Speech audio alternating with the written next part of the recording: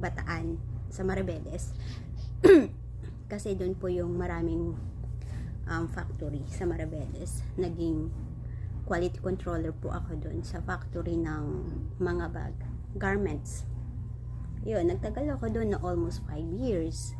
So, yung experience ko, ayun, sa 5 years, napaisip ako kasi sa halos 5 taon kong pagtatrabaho sa factory, no? Ayun ang pinakamatagal kong trabaho nung nasa Pilipinas ako.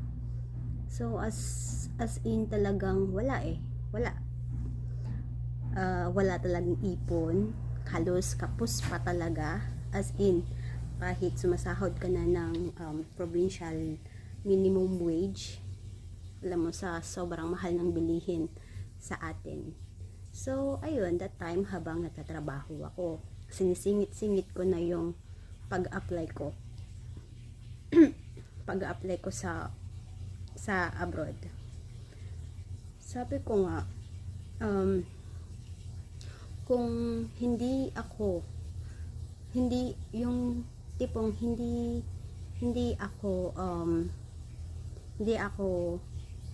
ang tawag nito, yung kung hindi ako lalabas sa comfort zone ko, which is may stuck lang ako, yung buhay ko doon lang din, as in walang walang improvement.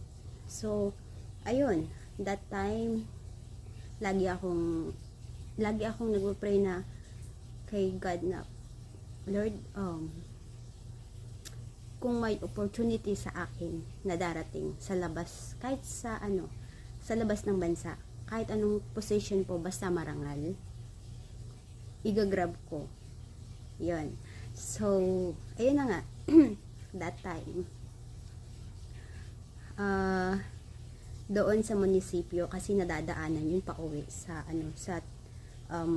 nadadaanan yun pa uwi sa boarding house na tinutuluyan ko that time. Ayun, may nakita akong flyers na nakadikit sa poste. Binasa ko, domestic helper, hiring in Malaysia, without experience, passport holder, free medical, free everything, free accommodation.